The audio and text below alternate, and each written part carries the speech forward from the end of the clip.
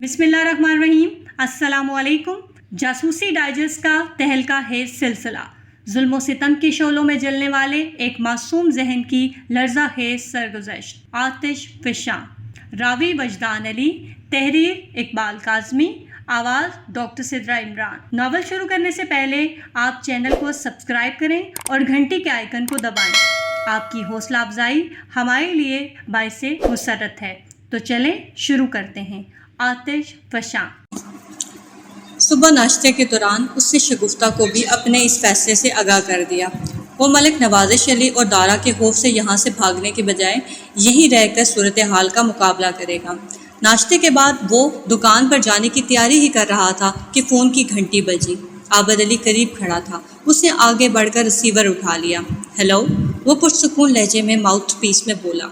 जवाब में बड़ी गहरी गहरी सांसों और फिर कुत्ते के गराने जैसी आवाज़ सुनाई दी।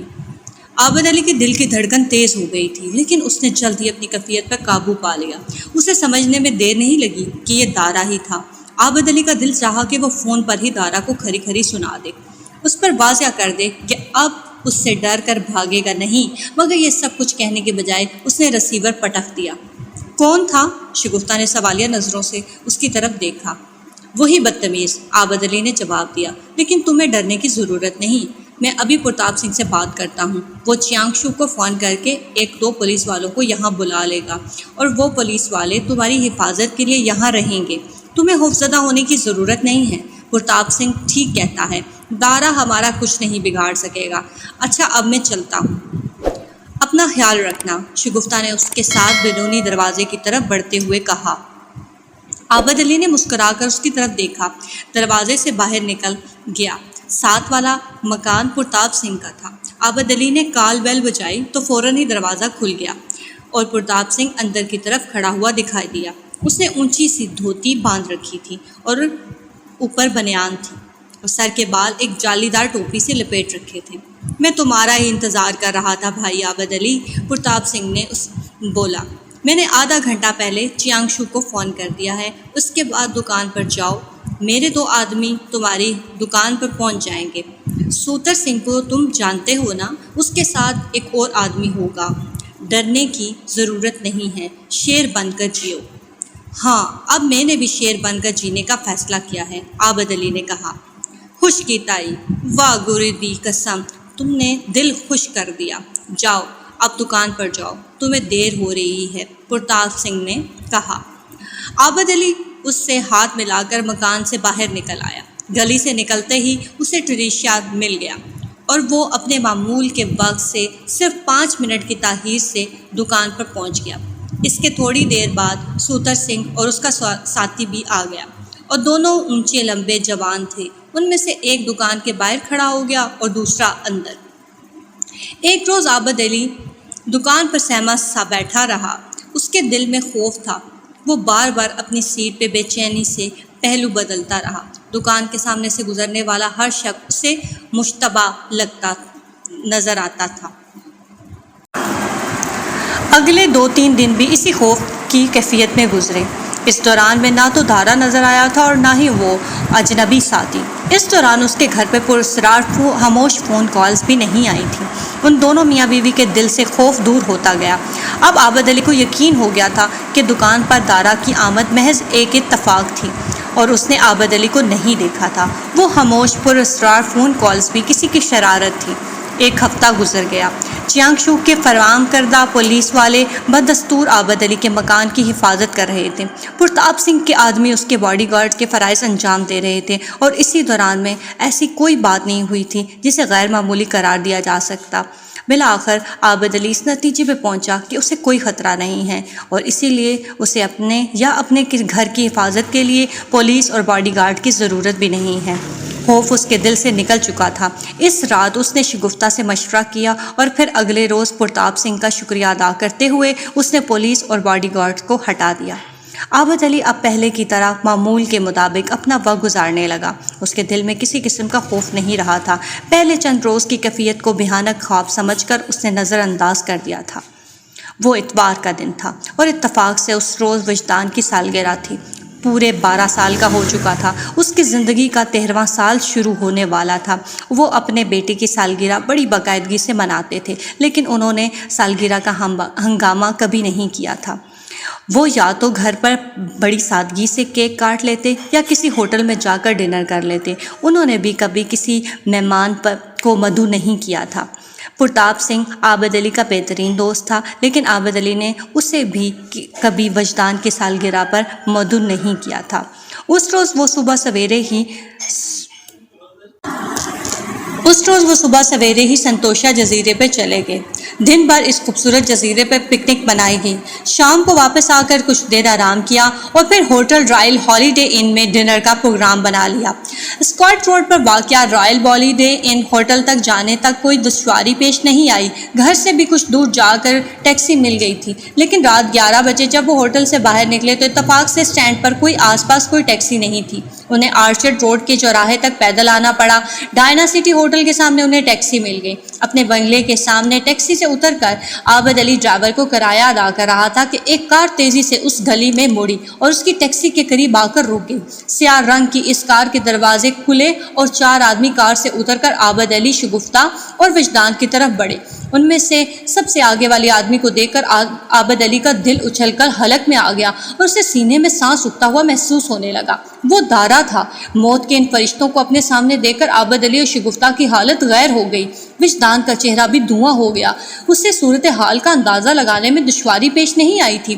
کار رکتے دیکھ کر پہلے تو وہ سمجھا تھا شاید اس کے ڈیڈی کے دوست آئے ہیں، لیکن وہ لوگ جس طرح عجلت میں کار سے اترے تھے وہ انداز دوستانہ نہیں تھا۔ پھر دوستوں کے ہاتھوں میں اسلحہ نہیں ہوتا۔ ٹیکسی ڈرائیور نے بھی صورتحال بھانپ لی تھی۔ ٹیکسی کا انجن سٹارٹ تھا اور اس نے ابھی تک کرایہ نہیں لیا تھا، لیکن کار سے اترنے والے ان دونوں لوگوں کے ہاتھوں میں اسلحہ دیکھ کر اس کی چھٹی حس نے خطرے کی گھنٹی بجا دی اور اس نے کرایہ لیے بغیر بڑی پھرتی سے گاڑی کو گیئر میں ڈالا اور زبردست جھٹکے سے آگے بڑھا دیا۔ یہ صورتحال دیکھ کر عابد علی کے رونگٹے کھڑے ہو گئے تھے۔ وہ گزشتہ 12 سال سے جن لوگوں سے چھپنے کی کوشش کر رہا تھا، آج بالآخر انہوں نے اسے گھیر لیا۔ ان کی تعداد 5 تھی۔ ایک کار کے اسٹیئرنگ کے سامنے بیٹھا ہوا تھا۔ کار کا انجن سٹارٹ تھا۔ 4 آدمی کار سے اترے تھے۔ ان میں سے سب سے آگے والا دارا تھا، جس کے ہاتھ میں ریوالور تھی۔ اس کے ساتھ کار سے اترنے والے 3 آدمیوں میں سے 2 تو چینی تھے اور ایک غالباً یورشین تھا۔ ان سب کے ہاتھوں میں چاقو اور خنجر تھے۔ چہروں پر بے پناہ صفاقی تھی۔ عابد علی کو سمجھنے میں دیر نہیں لگی تھی کہ یہ سب کرائے کے گنڈے تھے اور دارا نے بڑی معاوضہ دے کر ان کو خدمات حاصل کی ہوں گی۔ عابد علی کا دل بڑا شدت سے دھڑک رہا تھا۔ اس نے گردن گھما کر شگفتہ اور وجدان کی طرف دیکھا اور پھر دوسرے ہی لمحے چیخ اٹھا، بھاگ جاؤ، تم لوگ بھاگ جاؤ۔ بھاگ کے کہاں جاؤ گے؟ دارا نے ایک قدم آگے بڑھتے ہوئے کہا۔ چہرے کی طرح اس کے لہجے میں بے پناہ صفاقی تھی۔ اپنے آپ کو بہت چالاک سمجھتے تھے، لیکن بالآخر ہم نے تمہیں تلاش کر ہی لیا۔ تمہیں دنیا کے کسی کونے میں بھی ہم پناہ نہیں مل سکتی۔ تم اگر پاتال میں بھی چھپے ہوتے تو ہم تمہیں ڈھونڈ نکالتے۔ تو تم کیا چاہتے ہو دارا؟ عابد علی ہکلایا۔ یہ بھی کوئی پوچھنے کی بات ہے؟ دارا نے کہا۔ تم نے ملک نواز علی کے ساتھ غداری کی تھی، اسے دھوکہ دیا تھا، اسے کروڑوں کا نقصان پہنچایا تھا۔ تم اگرچہ ملک چھوڑ کر بھاگ گئے تھے، مگر ملک نواز علی تمہیں نہیں بھولا تھا۔ تمہاری تلاش جاری رہی اور بالآخر ہم نے تمہیں ڈھونڈ ہی لیا۔ مرنے کے لیے تیار ہو جاؤ عابد علی۔ مجھے مار کر تم لوگوں کو کیا ملے گا؟ عابد علی نے اپنے آپ پر قابو پانے کی کوشش کرتے ہوئے کہا۔ میں تم لوگوں سے بالکل لاتعلق ہو چکا ہوں۔ مجھ سے تم لوگوں کو اب کوئی خطرہ نہیں ہے۔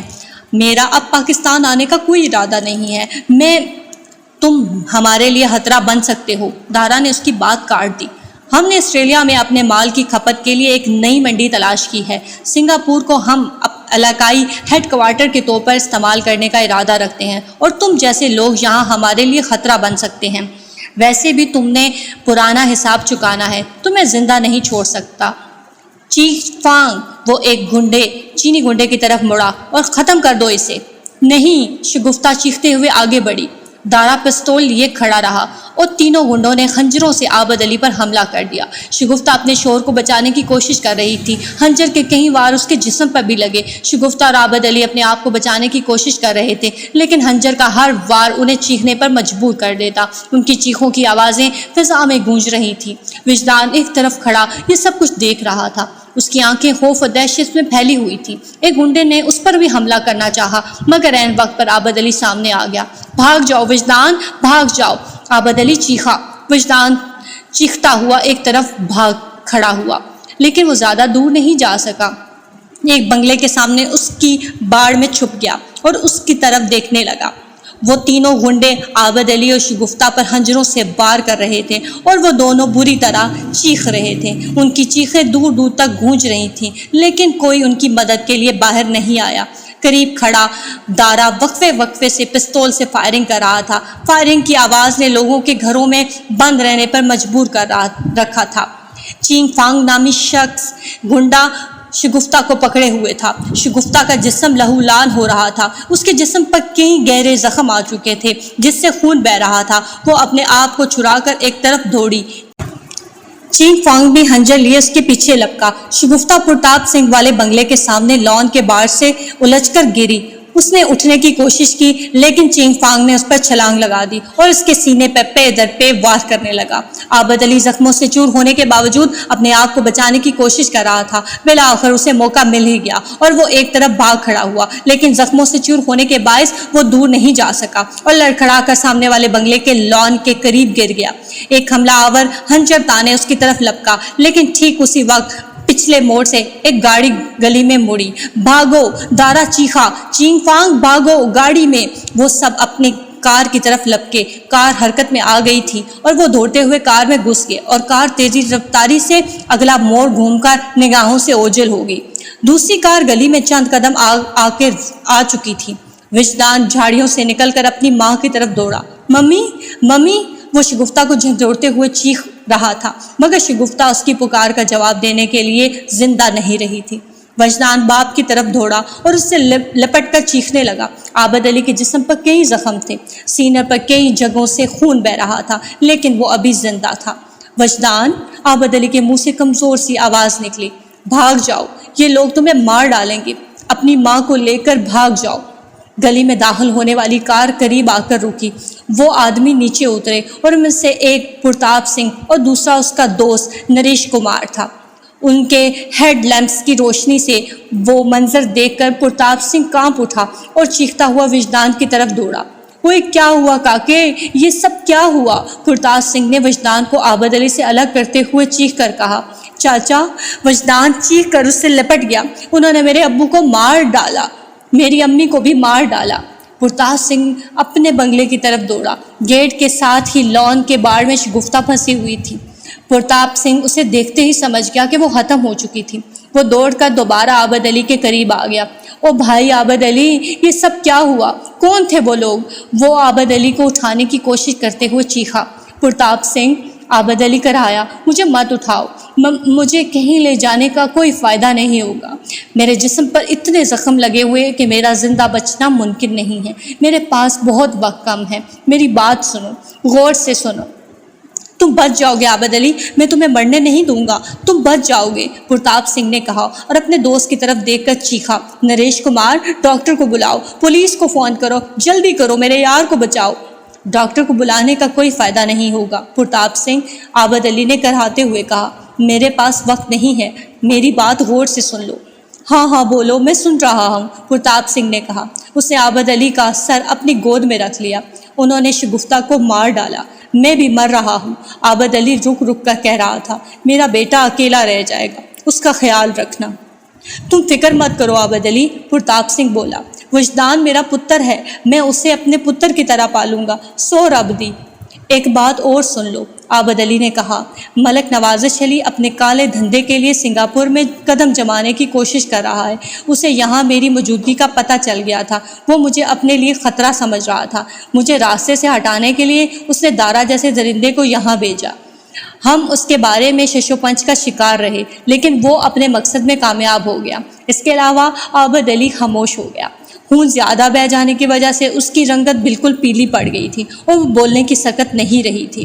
سہرابدی پرتاپ سنگھ بولا، میں ان درندوں سے تمہارے اور پابو کے قتل کا بدلہ ضرور لوں گا۔ تم نہیں، عابد علی بولا، انتقام میرا بیٹا لے گا۔ اس کی پرورش اس طرح کرنا کہ اس کے سینے میں انتقام کی آگ بھڑکتی رہے۔ تم فکر ہی مت کرو، پرتاپ سنگھ بولا، میں اسے انتقام کا شعلہ بنا دوں گا، لاوا بھر دوں گا اس کے جسم میں، آتش فشاں بنا دوں گا اسے۔ جب پھٹے گا تو سب کو جلا کر راکھ کر دے گا۔ وہ تمہارا انتقام ضرور لے گا۔